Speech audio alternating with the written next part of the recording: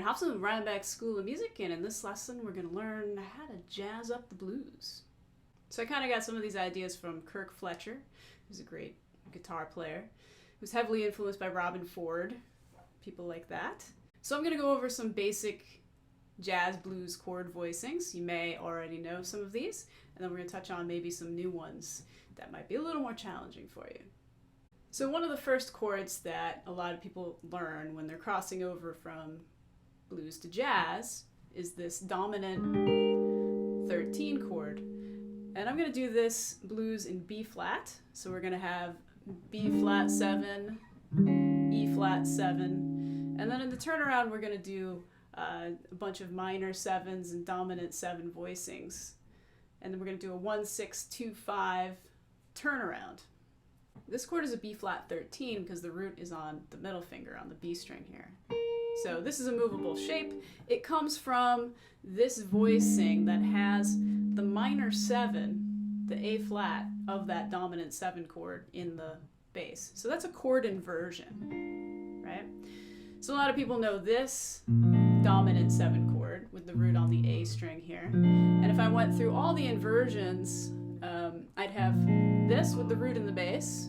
And if I put the third in the bass, which is a first inversion chord, I would have this dominant 7 chord. If I put the fifth in the bass, I would have the second inversion dominant 7 chord. And if I put the 7 in the bass, I would have this third inversion dominant 7 chord with the 7th in the bass. So if you don't know what chord inversions are, I talked about them in a previous lesson, but it's a good idea if you want to become more melodic in your chord playing, no matter what style you're playing. If you learn the inversions of your chords, it just allows you to be more melodic and have more choices. So this chord is usually the first one that people learn. So it's a B flat 13 chord, because what we did was, here's the original voicing, we took the 5th up to the 6, or the 13, that G note. So that's a movable shape. If you play it on B flat, this would be A 13, A flat 13, G 13, F sharp 13, F 13, etc. And here's another one that you probably all know already. This is just an E flat 9 chord, coming from this voicing that most people learn. That's like a C7 shape moved around. So this is the root. If I went up a half step, I'd have a flat 9. Go up a whole step, I have a regular 9, and everybody who's played Purple Haze knows if you go 1 fret higher, you have a sharp 9 chord. So that's an E flat 9. So B flat 13, E flat 9, and then for the turnaround, we have this typical minor 7 shape, which is another one most people typically learn with the root on the E string. So all on the 10th fret, D minor 7, chromatically down to C minor 7 if you want to add the 9 on the 10th fret. So, and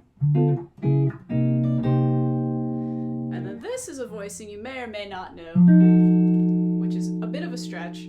I have the root on the 13th fret, that's where my F is. So I have a root, I have a minor 7, flat 9, major 3rd. So it's a root inversion flat 9 chord, and then the turnaround is 1, 6, 2, 5. So B flat 13. This is that G7 sharp 9. If you extend your pinky down like bar to the bottom string, you have a sharp 9, sharp 5. So that's even cooler. C minor 7, F7, sharp 9, sharp 5. So this is the same voicing. So you probably know these chords. Most people do. But this one might be a new one, this flat 9, and adding the sharp 5 to the sharp 9 chord. So if you want to play this really straight, you can start like this. So you got your B flat 13 for 4 measures, right? Go to your 4 chord, E flat 9 for 2 measures, back to your B flat 13, D minor 7, 1, 6, 2, 5. So what I've done, instead of just playing this straight B flat 13, I move that chromatically from the A flat 13 up to the B flat. So I have B flat,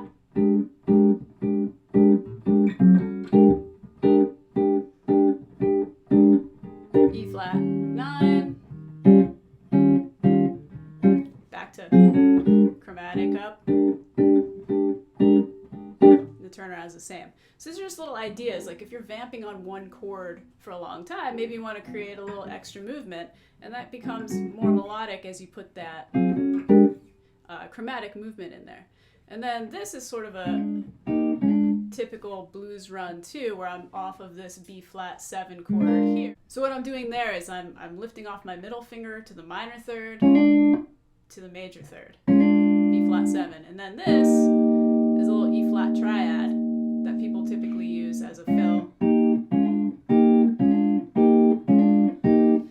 So I go B flat 7, and then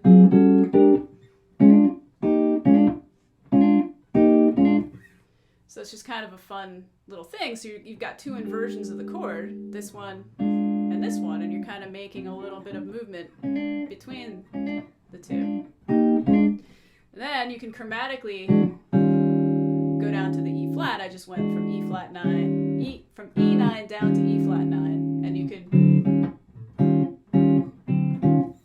do little fills with chromatic movement to the left of the chord or to the right of the chord, higher or lower, and that's kind of fun. So we have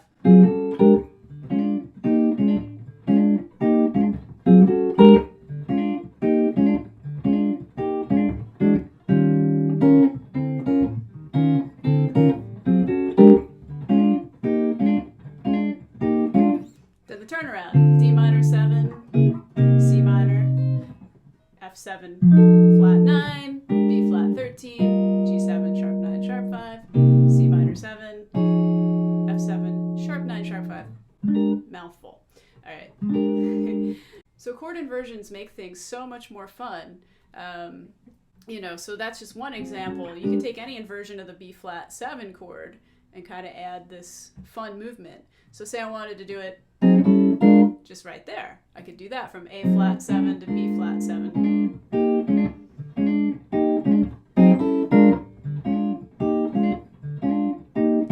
Or I could do this inversion with the root in the bass here on the D string. A flat 7 chromatically going up to B flat 7.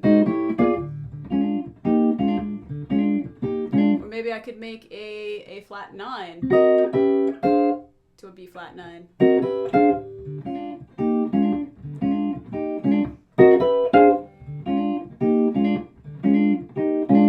Anywhere you have chord inversions of the B flat 7, you could go back a whole step and then chromatically creep up to your target, and it just creates a little bit of extra movement.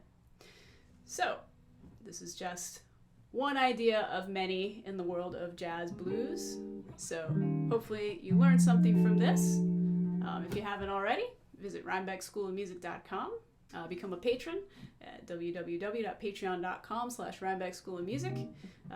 Have all kinds of tabs available for these videos for people who are patrons of Rhinebeck School of Music.